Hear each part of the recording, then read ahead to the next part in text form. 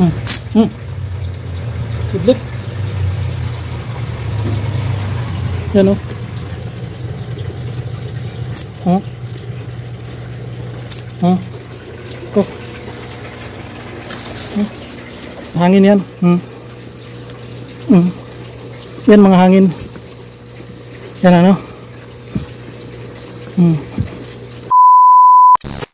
Okay, magandang hapon sa inyong lahat, no? Sa mga ka-admin natin, sa mga subscriber natin.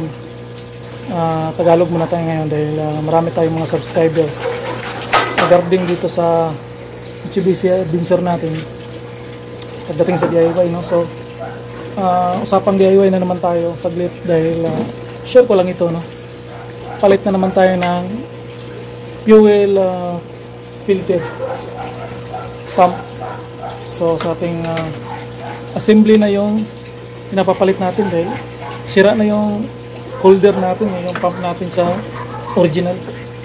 So ito, nagpalit tayo dati January, so umabot lang siya ng 8. January, February, March, April, May, June, July, August, September, October. So 10 buwan lang palit na naman tayo. Wala na, titirik na siya pag tumatakbo. So mahirap na. So assembly man yun, hindi lang tayo makachempo ng maganda-gandang brand, ano. So ito na naman binigay sa atin. Nagbabakasakali tayo, sabi nila maganda ito. So dati ito binili natin, tapos maganda sana yung ano, yung bic. Wala mga assembly na bic nito, filter lang talaga sa kanila. Maganda sana kung mayroong assembly. Tapos yun nga, may original tayo mabibili nito. Nagkakalaga naman ng 5,000 nga, 5,000 yata, 5K. Ito 1,000. So yan, pagkagaan na lang natin. Total marunong naman tayong mag DIY. Pagdating ng ano na, nagpaparamdam na siya napapalitan, yan, papalitan na natin ano. So yan, DIY na naman tayo, no? Palit ng fuel filter pump. Sana magandang klase ito, no? Comment nga kayo kung magandang klase ba ito. Honesty Win. Gawang Pilipinas yata ito. Sabi nila gawang Japan, pero nakalagay rito made in PRC. Ano sa PRC? Hindi natin alam kung saan gawa ito. So tingnan na lang natin, no? Sa importante papalit tayo nito. So samahan niyo ako, mga kabayan. Okay. So unang-una, magtanggal muna tayo ng battery para safety, ano, dahil hindi natin alam. Mas maganda yung hindi man tayo eksperto. Mas maganda yung safety tayo. Palitan nyo, tanggalin nyo to. Yan. Para ano, tapos tanggalin natin to battery.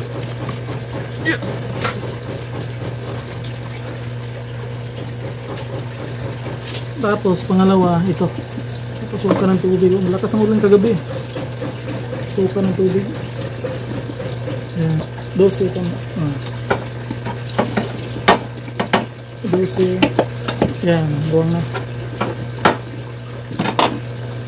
Tapos ito, dalawa, tanggalin natin itong dalawa. Yan. Ito, tanggalin natin itong hose.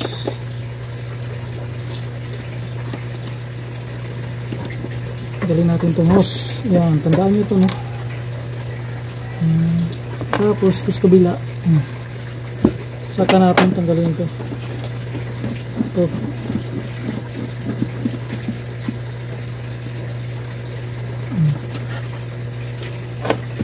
Yung ano, yung mga bolt, ingatan nyo baka mawala, mahulog. Ito na, tanggal na. Tapos meron itong sakit sa ilalim. Ito, pinutin nyo lang yan. Tanggalin nyo lang, pinutin nyo lang yan. Tapos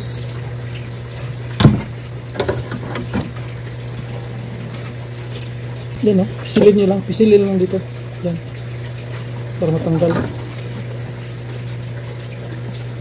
2,000 years later. Okay, balik na natin ano. Ito kasi sa akin assembly yung pinalit ko kasi sira na yung ano niya, yung pump niya. Napaayos ko na yon, tapos nasira uli. Tapos sa tagal ng panahon nasira na talaga, kaya assembly ng pinalit ko ano.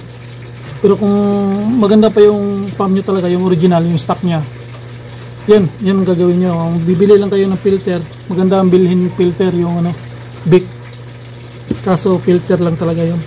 Ito assembly to no. Tapos yung ano nya, yung pinakasakit nya, ito binugtong ko na lang, pinutol ko dito, binalik ko yung original kasi dito ang problema, pag hindi mo pinano dito hindi yan magkakasya, kaya binalik ko. Tapos yun na natin, pinutin lang naman yan.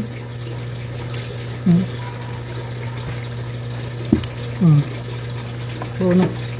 Tapos balik nyo siya dito sa gilid, meron mo siyang lagayan dito sa gilid, ito yan. Yan o, nalagay na.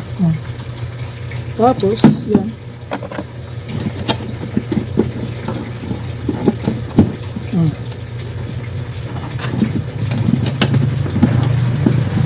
bunutin niyo talaga yung battery para safe ano.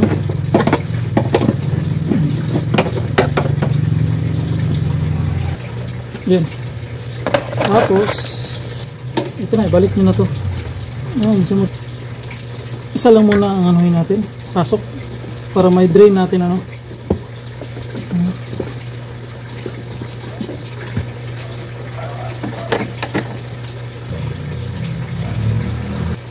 Yan na, nilagay na natin yung isa.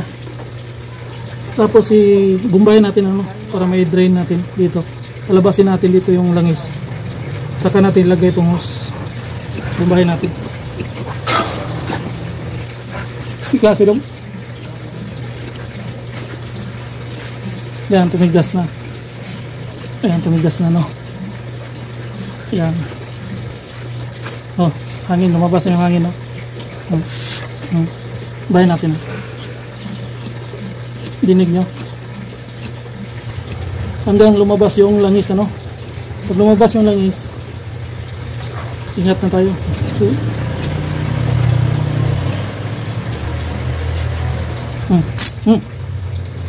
Sudlit. Yan o.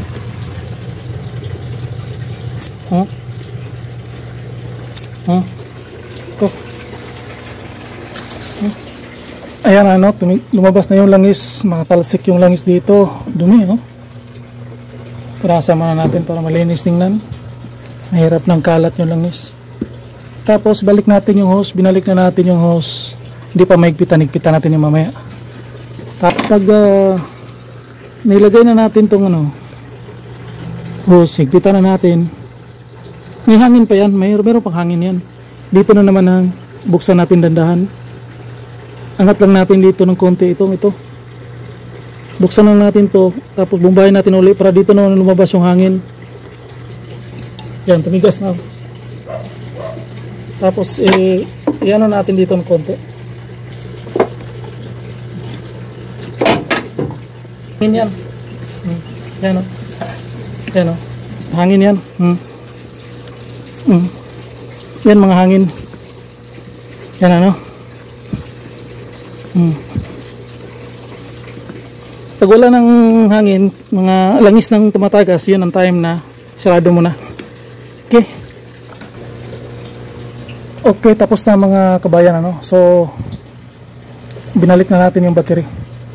Tapos double check nyo talaga kung may tools bang na iwan dyan sa bago nyo, tanda rin. Tapos linis-linis kasi may kuno dyan, buhusan nyo ng tubig para mawala yung langis. So na-drain na natin dito at saka dito. Tapos recap lang natin ang unang-una, ito tinanggal natin, bumili tayo ng assembly kasi yun ang pinalitan natin. Maabot lang siya ng 8 months yata. Tapos ang isang taon to, ayos na. So ganun talaga no, replacement lang. Pag replacement, mataas na yung isang taon. Kaya pag nag-replace ako, maabot ng isang taon, mga belt, yun, yung mga belt na yan, isang taon lang yan. So gaya nitong battery, hindi naman maabot, warranty nito 2 taon, hindi naman maabot ng 2 taon, depende sa paggamit, ano, araw-araw naman tumatakbo. So pandarin na natin, ano, pandarin na natin kasi yan, subukan natin pandarin. Okay, pandarin natin. Hitingin natin konti. Yun, hindi na tumutunog heater nito eh. Ewan ko ano na namang diferensya nito. So seconds lang, tapos pandarin natin. Yun.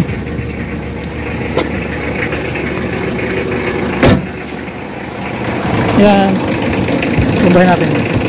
Ang tigas. Tigas. Yan, ano, yan natin,